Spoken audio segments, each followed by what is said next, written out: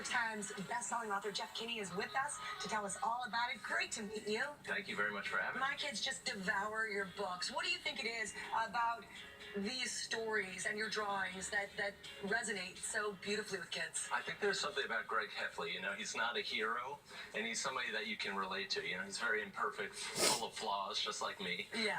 So I think kids can relate to a character like that. Is Greg sort of your child self? I think he is. He's the sum of my worst, parts, really, as an adult and as a kid. But he's very lovable, as you just said. He does make a lot of mistakes. He doesn't make great choices, but yet we absolutely adore him. Why, though, is it so hard for Greg Heffley to make friends? You know, I think he doesn't really deserve to have friends.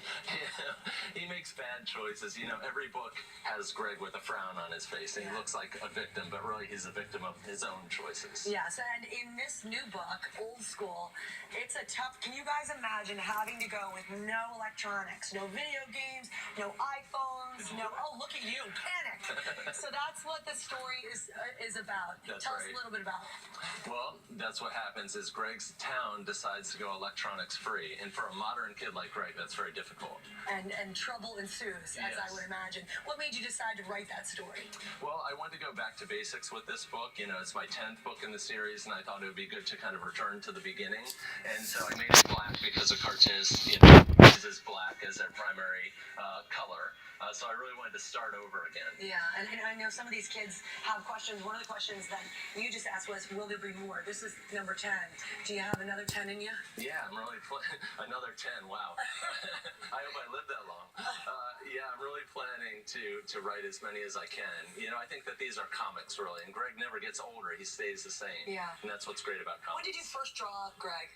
I think I first drew him in about 1992 as a sample. I had another character called Igdoof who drew himself looking like Greg Heffley. Really? Yeah.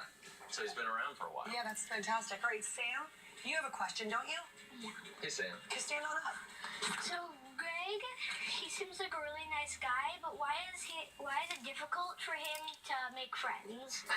You know, when I was a kid, I only had one best friend, and so I was really trying to kind of use that model. And when you have only one friend, it's really risky, because if you lose that best friend or if you make him mad, then he's gone and you're on your own. So I think that's who Greg is a reflection of myself at that age. Pretty cool, right? Mm-hmm. All right, so you were kind enough to draw us a character. You drew Greg, and these guys are going to quickly pull out a couple props, and you're going to actually show us how you work the magic. So somebody pull out a prop, and Jeff's going to add that to...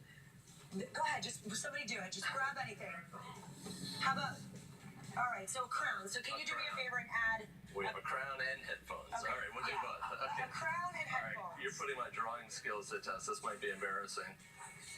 Oh, they're even red headphones, aren't they? Yeah. Okay, there we go. Got this. We're going to get this done, and we're going to show everybody what the result is. All right. When we come back, no pressure. Commercial break, you got time. Guys, do you have a good time? You excited about it? Everybody, the Diary of a Wimpy Kid Old School goes on sale in more than 90 countries around the world on November 3rd. Keep drawing. We only have 2 minutes. We'll do it in stores and online. Thank you so much for coming. Thanks for keeping coming. We just love them. Amy. All right, Lara. Well,